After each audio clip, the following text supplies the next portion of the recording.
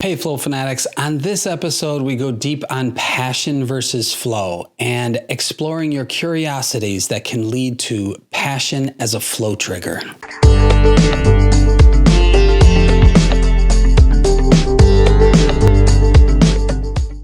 Keen saved his whole small village from being slaughtered in the jungle forest by the Myanmar army.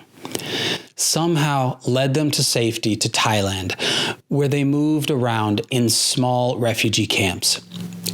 And he is now one of our best prep cooks in Buffalo.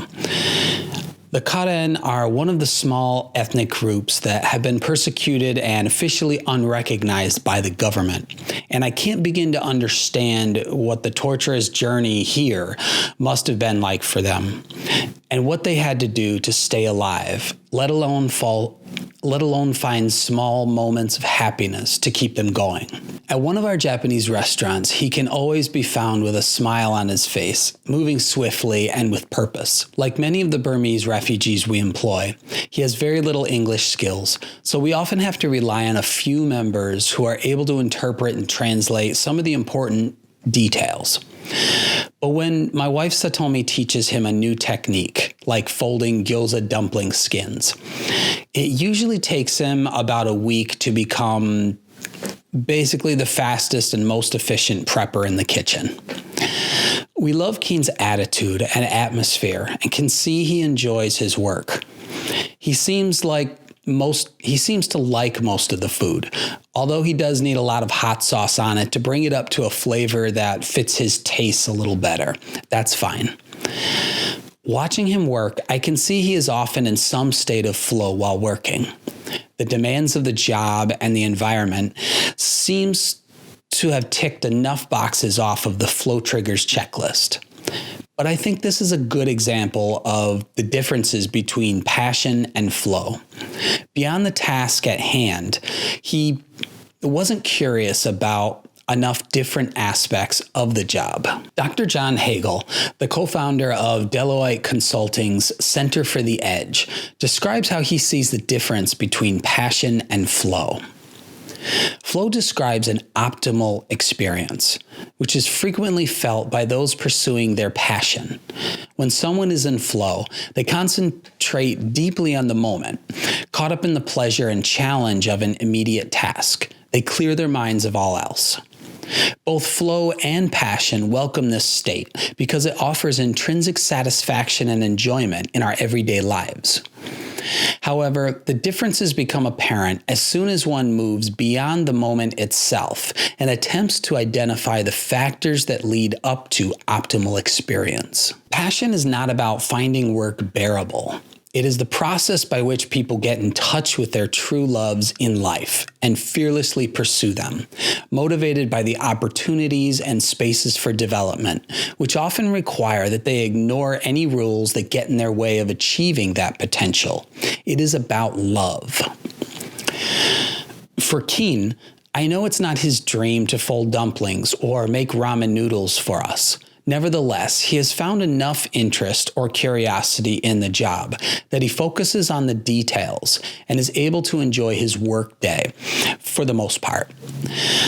I know he has no desire to open a restaurant or even pursue a career in the culinary arts, but he has found enough flow to enjoy his work.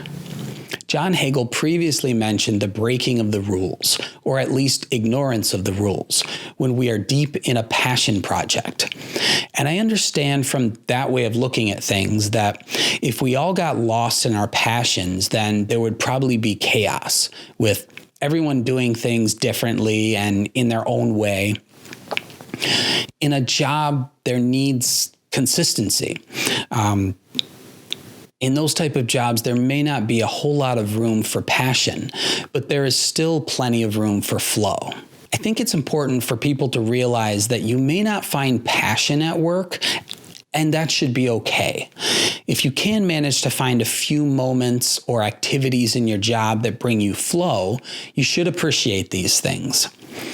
You should also realize that flow and passion may take time to develop. You can develop new passions in life if you allow curiosity to run amok.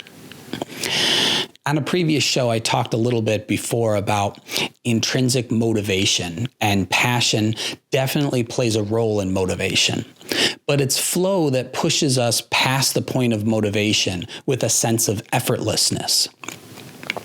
It's when both your intrinsic motivation or passion and flow collide that you produce better and faster.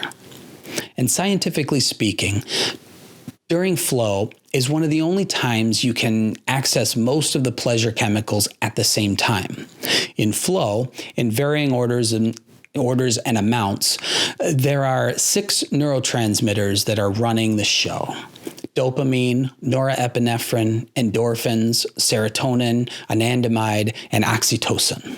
When these ultimate pleasure chemicals all kick in, it's this state you naturally remember and want more of. So it becomes a base for intrinsic motivation or developing a passion because no one has to tell you to do it. You just want to do it for the sake of doing it. And sometimes subconsciously to recreate those experiences of flow when those 6 neurotransmitters are all interacting. Buffalo now has around 10,000 Burmese refugees, and we tend to refer to them as Burmese because this is how they refer to themselves, even though they come from war-torn regions of Myanmar. To go deeper, some people even say they are Karen and not Burmese. And although Karen doesn't refer to a specific area, many of them don't want to be considered Burmese. The parents have trained in various skills, and many of them work in restaurants or on farms. And I hope more people like Keen are able to find some flow in their work and even find some passion in life. With their kids in local schools here in Buffalo, the Burmese parents are hoping that the children will be able to grow up with many more options and opportunities than they had to discover their passions in life. Stephen Kotler says that flow follows focus, and we pay more attention to things we believe in. Passion is a place where 2 or 3 curiosities intersect. One curiosity alone, probably not enough curiosity there. But if you can find a place where 2 or 3 of your own curiosities intersect, well, there is a lot of energy there, and you can build from there. He simply recommends you start by making a list of 25 things you are mildly curious about. If 25 seems like a lot, then break it down into a few large groups of 5. Something like outdoor sports, environmental issues, cryptocurrency, whatever piques your curiosity. Then go back and see what areas overlap or intersect. It's a starting point and something you can build on from there by going deeper. I like to think that you've found something you're passionate about when it seems like an onion. Every layer you peel off, there's another intriguing layer underneath, naturally keeping your curiosity with no end in sight, and no one forcing you to peel the next layer. The more you learn about it, the more you realize that you've only begun to scratch the surface with its complexity and fascination. When you find this, you found a passion, which is a flow trigger in its own right. If you want to find your passion and develop it into a purpose, and then begin to access flow consistently, then I encourage you to check out some of the free training at High Flow Lifestyle and engage with a community of like-minded flow fanatics who are all taking their purpose to the next level.